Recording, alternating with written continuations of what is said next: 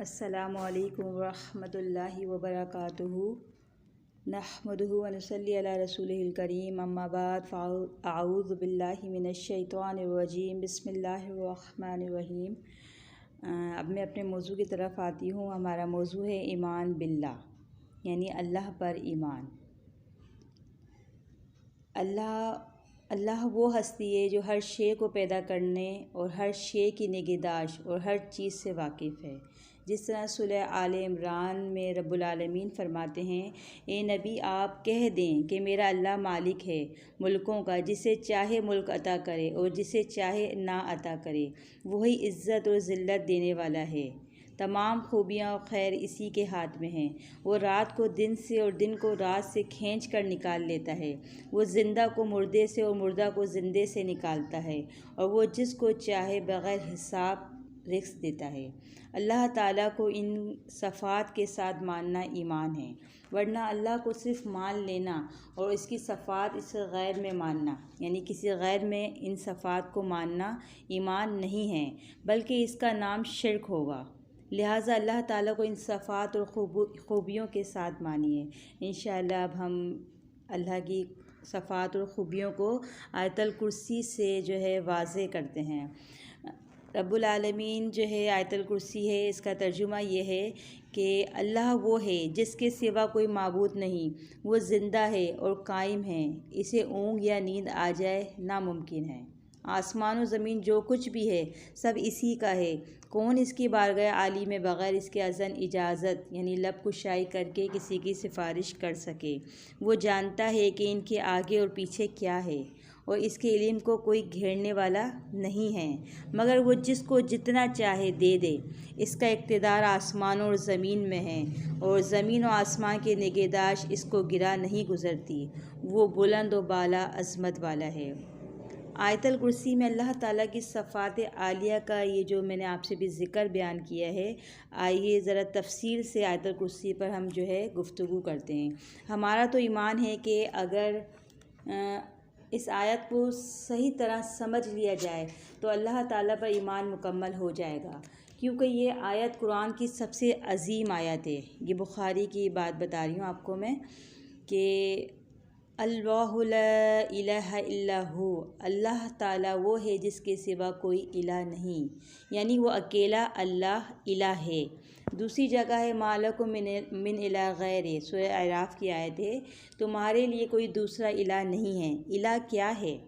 अल हय्युल क़य्यूम, ज़िंदा जावेद, ज़िंदा और कायम रहने वाला। अरबी में किसी इस्म पर अगर अलिफ लाम मीम हो तो वो इस्म आम से ख़ास बन जाता है। जैसे हई ज़िंदा एक नाम है, मुराद है आम ज़िंदगी, लेकिन अगर हई पर एक लफ्ज़ और लाम मीम का इजाफ़ा कर दिया जाए यानी अल हई, तो फिर इसके मायने मखसूस हो जाएंगे, यानी मखसूस ज़िंदगी के साथ ज़िंदा है। ख़ास ज़िंदगी क्या है? मखसूस ज़िंदगी क्या है? हर ज़िंदगी को मौत का ख़दशा है। हर ज़िंदा एक दिन मुर्दा हो जाएगा। सूरह इमरान में रब्बुल आलमीन फरमाते हैं, कुल्लु नफ्सिन ज़ाइक़तुल मौत, हर एक जानदार को मरने का मज़ा चखना है, मौत का जायका चखना है।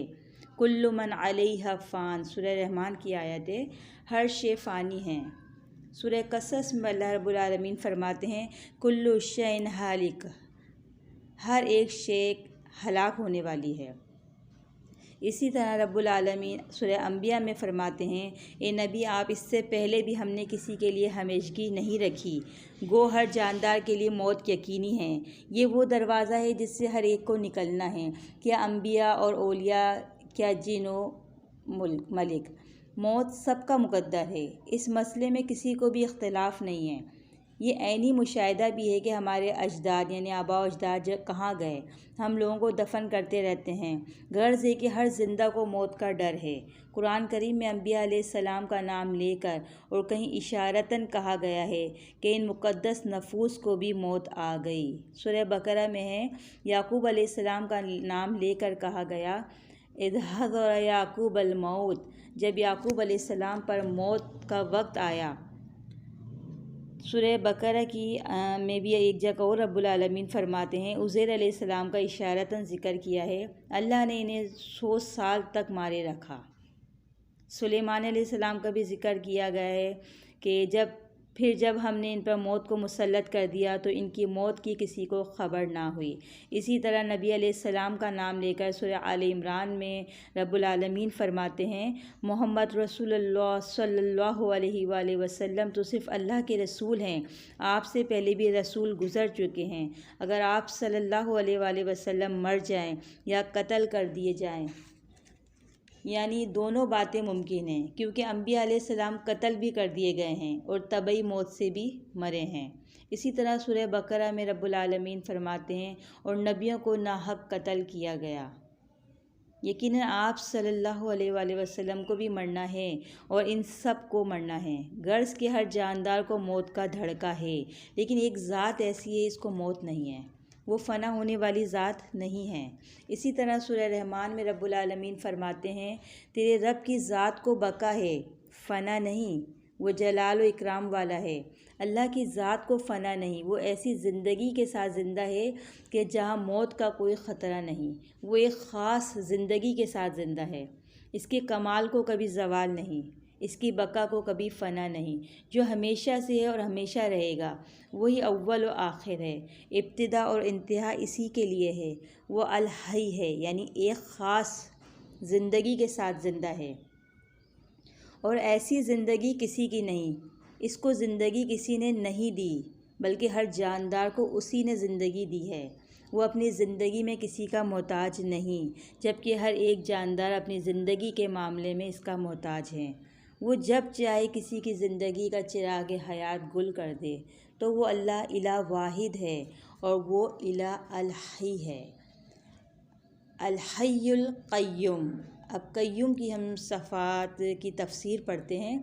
कय्यूम यानी कायम रहने वाला, ये भी एक इस्म है, लेकिन इस नाम पर भी अलिफ लाम मीम लगा हुआ है, जिसकी वजह से तर्जुमा होगा ख़ास कय्यूम यानी ऐसा कायम रहने वाला जो कभी ना गिरे। बहुत सी चीज़ें ऐसी होती हैं जो किसी यानी बल पर कायम होती हैं, किसी सहारे की मोहताज होती हैं। जैसे ही वो सहारा ख़त्म हुआ तो वो चीज़ गिर पड़ी।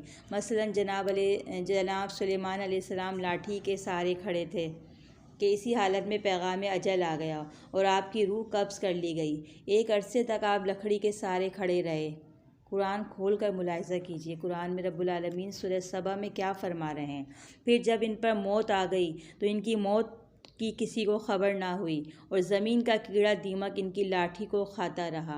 फिर जब वो गिर पड़े तो जिन्हों को मालूम हो गया, अगर जिन्नात गैब का इल्म जानते तो क्यों ज़िल्लत के अज़ाब में रहते, वो तो कभी के आज़ाद हो जाते। मालूम हुआ कि जब लकड़ी का सहारा ख़त्म हुआ तो लकड़ी के गिरते ही जनाब सुलेमान अलैहिस्सलाम भी गिर गए। गर्ज की हर चीज़ किसी न किसी सहारे पर कायम है। आसमान अल्लाह के इशारे पर कायम है। जब इसका हुक्म होगा ये आसमान बेसहारा होकर गिर पड़ेगा। ये ऊंची ऊंची इमारतें एक दिन ज़मीन बोस हो जाएंगी, कोई सहारा बाकी ना रहेगा। इसी तरह सूरह रहमान में रब्बुल आलमीन फरमाते हैं, हर चीज़ फ़ना हो जाएगी और आपके रब की ज़ात जो जलाल व इकराम वाली है बाकी रहेगी। अल्लाह ताला को किसी सहारे की ज़रूरत नहीं, वो आप अपने सहारे पर कायम हैं। वो हमेशा कायम व दायम रहेगा। जब कोई ना था वो जब भी कायम था, और जब कोई ना होगा वो जब भी कायम रहेगा। अब कय्यूम यानी कायम तो बहुत कुछ है, मगर अल कय्यूम हमेशा कायम रहने वाली सिफ़त अल्लाह के अलावा किसी में कायम नहीं।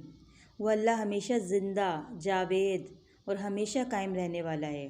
अल हय्यु और अल कय्यूम दो सिफ़तों का बयान हुआ है यहाँ पर। अब एक तीसरी सिफ़त इला वाहिद की और चौथी सिफ़त आयतल कुर्सी में इसी तरह बयान हुई है, ला तअख़ुज़ुहु सिनतुन वला नौम, इसे ऊँघ और नींद नहीं सताती।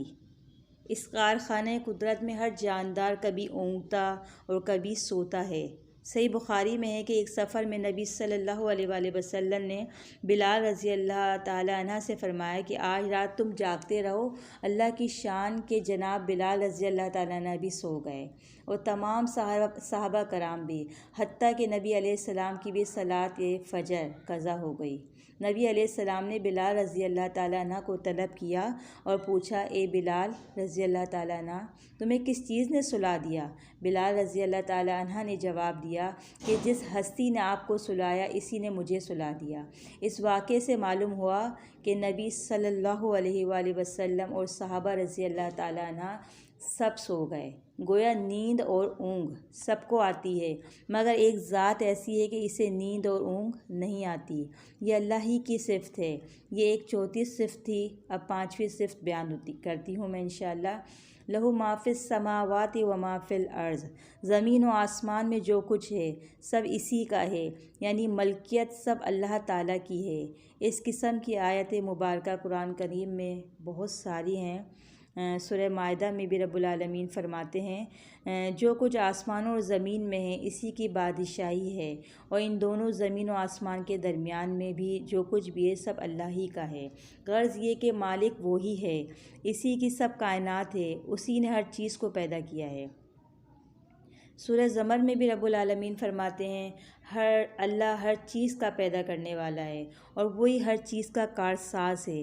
अल्लाह के सिवा ना कोई किसी चीज़ का पैदा करने वाला है और ना कोई किसी चीज़ का मालिक है और ना ही कोई कारसाज है। ये तमाम सफ़ाहत अल्लाह ताला ही की हैं। सूरह मुनाफ़िक़ून में रब्बुल आलमीन फरमाते हैं, ज़मीन व आसमान के ख़ज़ाने अल्लाह ही की मलकियत हैं, लेकिन मुनाफिक लोग नहीं जानते। इसी तरह सूरह ज़मर में भी रब्बुल इज़्ज़त फरमाते हैं, ज़मीन व आसमान की चाबियाँ भी इसी के पास हैं और वही जिसे चाहे इज़्ज़त व ज़िल्लत देता है। गर्ज़ के मालिक वही है, इसकी कायनात में कोई दूसरा मालिक नहीं। कायनात का ज़र्रा ज़र्रा अपने मालिक की सना कर रहा है और हर एक इसी से मांग रहा है। जिस तरह सूरह बनी इसराइल में है कि और हर चीज़ इसकी पाकी बयान करती है, लेकिन तुम इनकी तस्बीह को समझते नहीं हो। इसी तरह सूरह रहमान में रब्बुल आलमीन फरमाते हैं, चाहिए तो ये था कि तमाम इंसान अपने पैदा करने वाले और अपने कारसाज से मांगते, मगर आज लोगों ने अल्लाह के अलावा दूसरों यानी मखलूक में से किसी को हाजत रवा और मुश्किल कुशा कहना शुरू कर दिया है।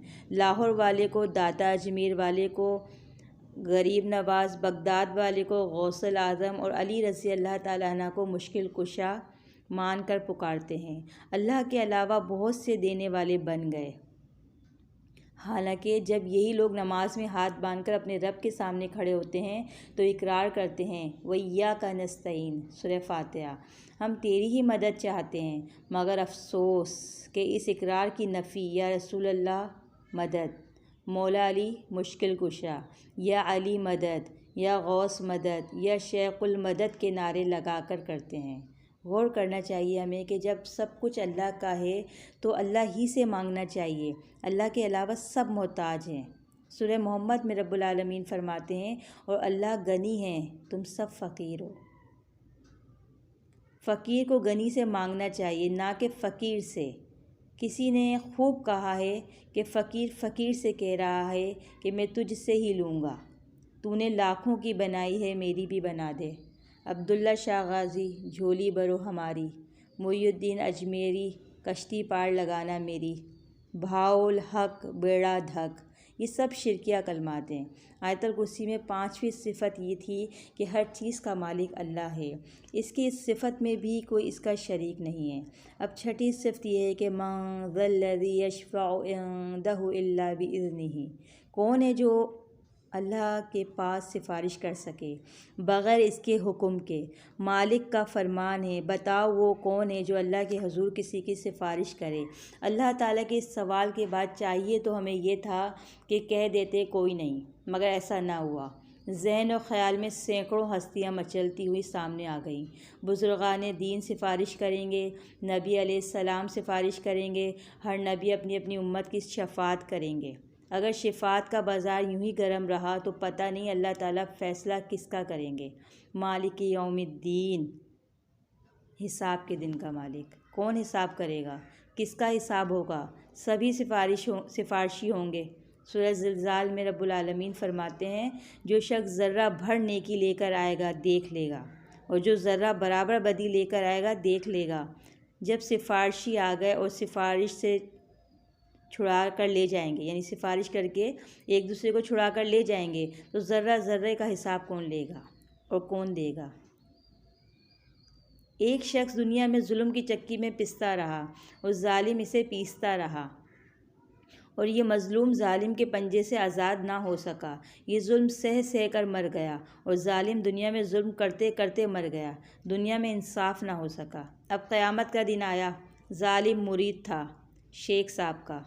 शेख साहब छुड़ा कर ले गए और ये मज़लूम समझता था कि आज इंसाफ होगा, जालिम को जुल्म की सज़ा मिलेगी और मुझे जुल्म सहने की जज़ा मिलेगी। लेकिन हुआ क्या, मज़लूम देखता रह गया और जालिम सिफारिश से बख्शा गया। मालूम हुआ कि अल्लाह के यहाँ भी इंसाफ ना हुआ। किस कदर गुमराह कुन अकीदे हैं शफ़ात का पिछली कौमें इसलिए निडर थी कि हमारे सिफारशी हमें छुड़ा ले जाएंगे, इसीलिए निडर थी पिछली कौमें। सूरह यूनुस में अल्लाह रब्बुल आलमीन फरमाते हैं, लोग अल्लाह के अलावा जिनकी इबादत करते हैं वो हस्तियाँ नफ़ा नुकसान का इख्तियार नहीं रखती, और लोग यूँ कहते हैं कि ये हस्तियाँ अल्लाह के हमारी सिफारिश करेंगी। ए नबी सल्लल्लाहु अलैहि वसल्लम, आमीन से कहिए कि तुम अल्लाह को किस चीज़ की ख़बर देते हो? क्या वो नहीं जानता कि ज़मीन और आसमान में जो कुछ है पाक है अल्लाह ताला इस बात से बाखबर है जो मुशरिक लोग बयान करते हैं। इस आयत में अल्लाह ताला ने मुशरिकीन का अकीदा बयान किया है कि वो अपने बुज़ुर्गों को अल्लाह के यहाँ सिफारशी समझते हैं। अल्लाह ताला ने फरमाया कि अल्लाह को क्या बताओगे, इसे क्या मालूम नहीं है। सिफारशी जिसकी सिफारिश करता है इसके हालात हाकिम को बताता है। वो कहता है कि ये शख्स नेक है, तो क्या अल्लाह नहीं जानता कि ये कितना नेक है? सिफारशी कहता है कि ये शख्स मेरा रफ़ीक है, क्या अल्लाह नहीं जानता? अल्लाह नहीं जानता कि कौन किसका रफ़ीक है? अगर सिफारशी कहे कि ये फ़लाँ ख़ानदान का है, तो क्या अल्लाह नहीं जानता कि ये किस ख़ानदान का चश्मो चिराग है? आखिर सिफारशी अल्लाह को क्या बताएगा? अल्लाह को क्या मालूम नहीं? फिर फरमाया, मुशरिक लोग जो बयान करते हैं अल्लाह इस कमज़ोरी से पाक है। अल्लाह ताला शिफ़ात का अकीदा रखने वालों की इसकी कमज़ोर बात से पाक है। बनी इसराइल की इस शफ़ात के अकीदे को अल्लाह ताला ने रद्द कर दिया। सूरह बकरा में अल्लाह रब्बुल आलमीन फरमाते हैं, ए बनी इसराइल, मेरी इन नेमतों को याद करो जो मैंने वक्तन फ़ौक़तन तुम पर की, और मैंने तुम्हें तमाम जहानों पर फजीलत दी। और डरो इस दिन से कि इस दिन कोई शख्स किसी शख्स के कुछ भी काम ना आएगा, और शिफ़ात भी कबूल ना की जाएगी, और ना मुआवज़ा लिया जाएगा, और ना मदद की जाएगी। इस आयत मुबारका में क़यामत के दिन 4 बातों की नफ़ी की गई है। पहला ये कि एक शख्स दूसरे के कोई काम नहीं आएगा। दूसरा ये कि शिफ़ात कबूल नहीं की जाएगी। तीसरा ये कि मुआवज़ा लेकर किसी को ना छोड़ा जाएगा। चौथा ये कि वहाँ कोई यारो मददगार नहीं होगा, यानी कोई शख्स किसी के ज़रा भी काम नहीं आएगा। फिर रब्बुल आलमीन सूरह अबस में फ़रमाते हैं, इस दिन भाई भाई से भागेगा, और बेटा माँ से, और दोस्त दोस्त से, और औलाद माँ बाप से। गर्ज़ की क़यामत के दिन हर शख्स को अपनी ही पड़ी होगी, कोई किसी के ज़रा काम ना आएगा। शिफ़ात कबूल ना की जाएगी। क़यामत के दिन अगर सिफारिश हो तो फिर इंसाफ कैसा होगा? शिफ़ात का अकीदा इंसाफ के मुनाफी है। तसव्वुर कीजिए कि एक शख्स जुल्म सहता सहता इस बिना पर मर गया कि अल्लाह के यहाँ इंसाफ होगा, और क़यामत के दिन वो जालिम जो जुल्म करते करते मर गया सिफारिश से छुड़ा कर उसे लेकर चले गए, तो मज़लूम की आंखें कैसी ठंडी होंगी, जबकि जालिम इसके सामने सिफारिश से छुड़ा लिया गया। जालिम को जुल्म की सज़ा कहाँ मिली? अल्लाह के रसूल सल्लल्लाहु अलैहि वसल्लम फरमाते हैं, बुखारी में है कि ए मोहम्मद सल्लल्लाहु अलैहि वसल्लम की बेटी फ़ातिमा, अपनी जान को आग से बचा लो, मैं कल अल्लाह के यहाँ तेरे कुछ काम नहीं आऊँगा।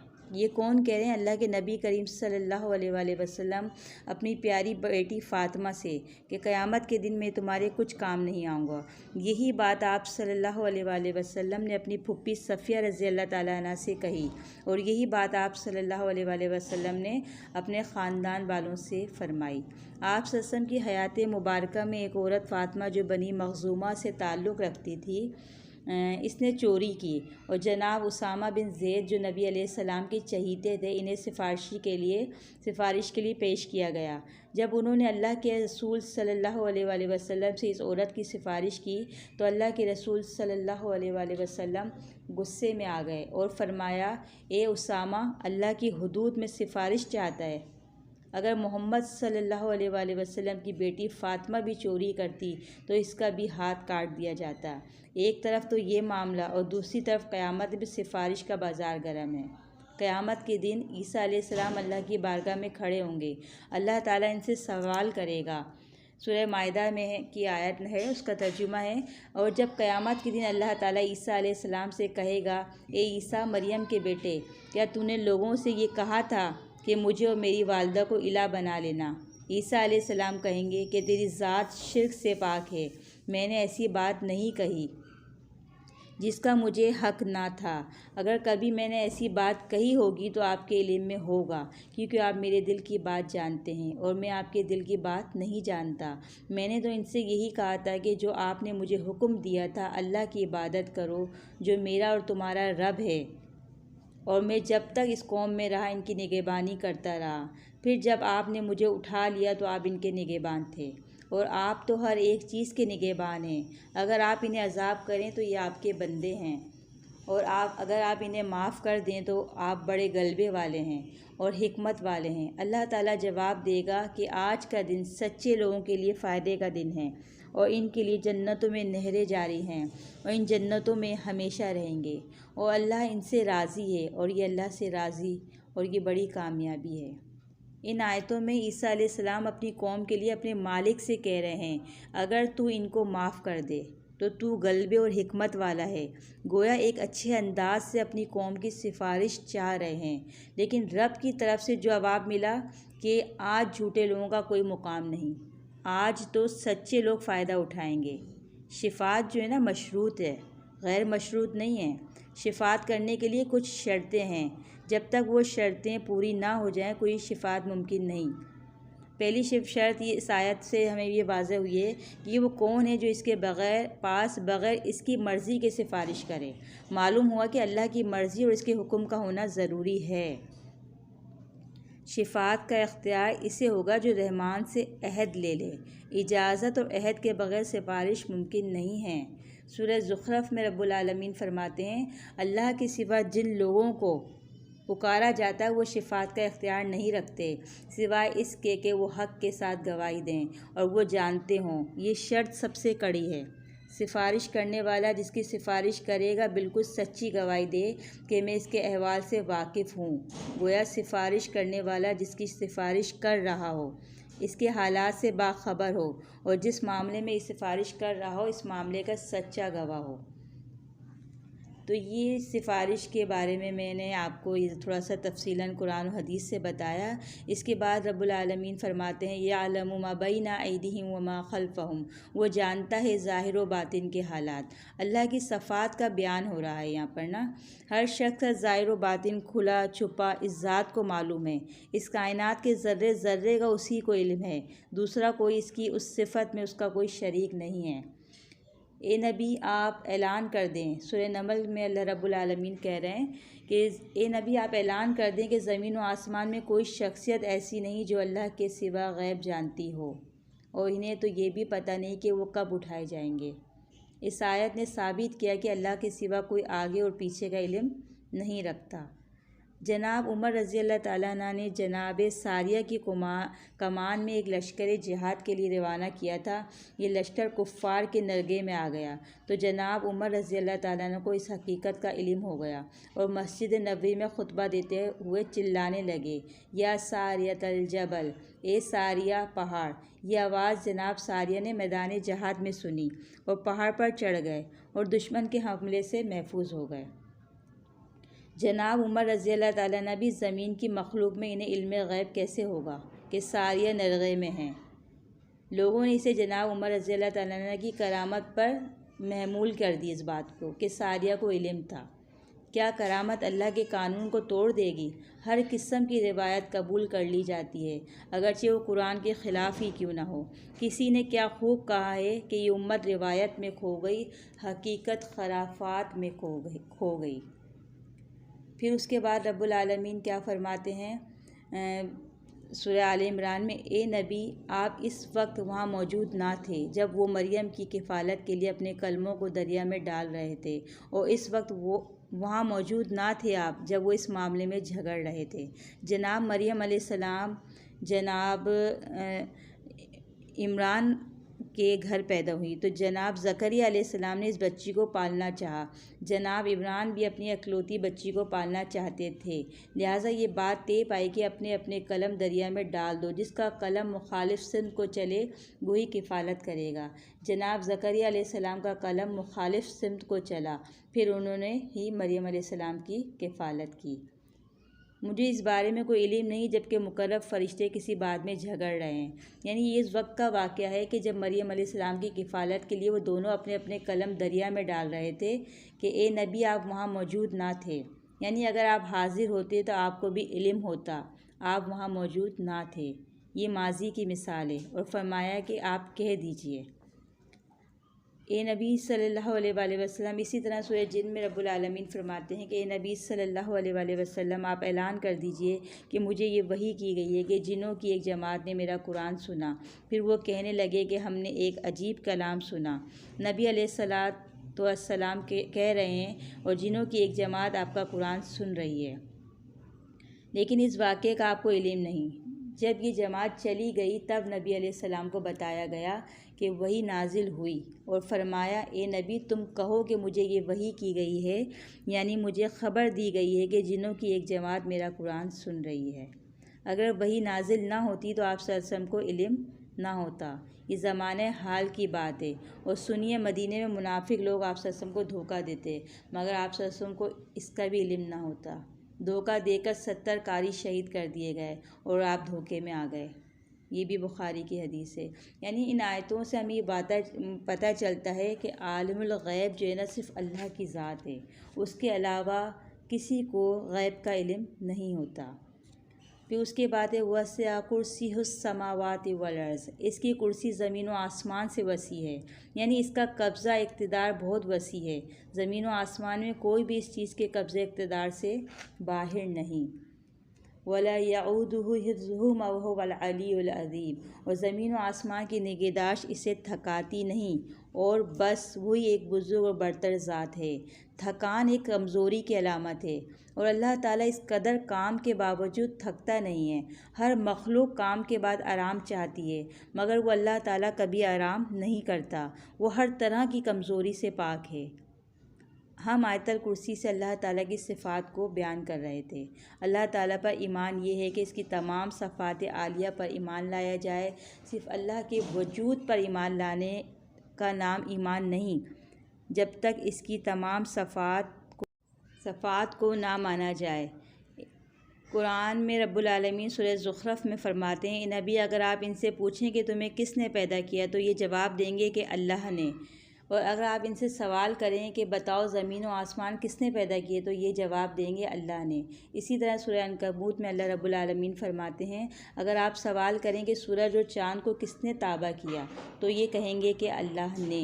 इसी तरह सूरह अनकबूत में भी रब्बुल इज़्ज़त फरमाते हैं, और अगर आप इनसे सवाल करें कि आसमान से पानी किसने उतारा और मुर्दा ज़मीन को किसने ज़िंदगी दी बख्शी तो ये कहेंगे अल्लाह ने। इन आयत मुबारका से हमें मालूम हुआ कि कुफ़ार मक्का न सिर्फ़ अल्लाह को मानते थे बल्कि इसकी सफ़ात आलिया के भी कायल थे। वो जानते थे कि ज़मीन और आसमान को पैदा करने वाला अल्लाह ही है, और ये बारिश का निज़ाम और ज़मीन की पैदावार भी अल्लाह ही के हुक्म से होती है। ये सब कुछ मानते हुए भी कुरान करीम में इन्हें मुश्रिक कहा गया। क्यों? इसलिए कि ये लोग तमाम सफ़ात आलिया के मानने के बावजूद अपने बुज़ुर्गों में भी यही सफ़ात मानते थे। इनका कहना ये था कि अल्लाह भी ये काम करता है और हमारे बुज़ुर्ग अल्लाह के महबूब हैं। वो अल्लाह ताला से कहकर हमारे काम बनवा देते हैं। हम इनकी सिफारिश पेश करते हैं और ये हमें अल्लाह के करीब कर देते हैं। हम इनकी इबादत इसलिए करते हैं कि ये हमें अल्लाह का कुर्ब हासिल कराते हैं। आज भी मुस्लिम कौम की अक्सर इसी किस्म के शिर्क में मुब्तला है। ये भी अपने ज़िंदा या मुर्दा बुज़ुर्गों की इबादत करते हैं और यही कहते हैं कि ये हमें अल्लाह का कर्ब हासिल कराते हैं। अल्लाह ताला तमाम मुसलमानों को हिदायत और समझ दे और हर किस्म के शिर्क से बचने की तौफ़ीक अता फ़रमाए। आमीन। हमें इस बात से ये मालूम हुआ है कि कुफ़ार मक्का भी अल्लाह ताला की ज़ात और सफ़ात के कायल थे, मानने वाले थे। वो इन्हीं सफ़ात को अपने बुज़ुर्गों में भी मानते थे और यही इनका शिर्क था। मसलन वो अपनी हाजात और ज़रूरियात में गायबाना गैरुल्लाह को भी पुकारा करते थे। इरशाद बारी ताला सूरह जिन में रब्बुल आलमीन फरमाते हैं, और अल्लाह वाहिद के साथ किसी को भी ना पुकारो। गौर कीजिए कि अगर कोई शख्स अपनी मुसीबत या मुश्किल में किसी को पुकारता है तो वह अल्लाह ताला की सिफ़ात आलिया में अपने बुज़ुर्ग या वली को शरीक कर लेता है। मसलन एक शख्स या अली मदद कहता है तो वो ये समझता है कि अली मेरी हालत से बाखबर हैं, जभी तो वो मेरी मदद करेंगे। और ये कि अली हर ज़बान की बोली समझते हैं, जभी तो हिंदी, सिंधी, बलोची, इंग्लिश, मराठी, फ़्रांसीसी, गर्ज़ के दुनिया में हर शख्स अपनी अपनी बोली में पुकारे तो वो मदद को आ जाते हैं। गोया अली के लिए ज़मान व मकान की कोई कैद नहीं है। गौर का मकाम है कि तमाम सफ़ात, अलीम होना, ख़बीर होना, आलिमुल ग़ैब होना, हाजिर होना, कादिर होना अल्लाह ताला ही की हैं। जब या अली मदद, या रसूल अल्लाह मदद, या पीर मदद कहने वाला कई किस्म के शिर्क में मुब्तला हो गया, इस अकीदे से हम अल्लाह की पनाह मांगते हैं। हमने ईमान बिल्लाह को समझा है। आइए अब ईमान बिल्लाह को हमने इसकी तफसीर को अच्छी तरीके से समझा। अब आइए अल्लाह से दुआ करते हैं कि अल्लाह रब्बुल आलमीन हमें इस तरह के शिर्क से महफूज करे और हमें अल्लाह ताला हमारे ईमान को पुख्ता करे और हम जो है अल्लाह पर जो है इस्तिक़ामत हासिल करें। अल्लाह पर ख़ास मुकम्मल हमारा यानी तवक्ल हो, खालिस तवक्ल हो कि जो कुछ भी मांगे और जो कुछ भी देने वाला है अल्लाह की ज़ात है। अल्लाह ताला हमें ईमान बिल्लाह पर इस्तिक़ामत अता फ़रमाए। अल्लाह से दुआ करती हूँ जो कुछ मैंने आप लोगों से कुरान और हदीस की दलाइल के साथ मैंने आपको ईमान बिल्लाह के बारे में समझाया और बताया, अल्लाह ताला मुझे भी इस पर अमल करने की तौफ़ीक दे और आप लोगों को भी इस पर अमल करने की तौफ़ीक दे और हमारे सगीरा कबीरा अल्लाह ताला तमाम गुनाहों को बख्श दे। अस्सलामु अलैकुम व रहमतुल्लाहि व बरकातुहू।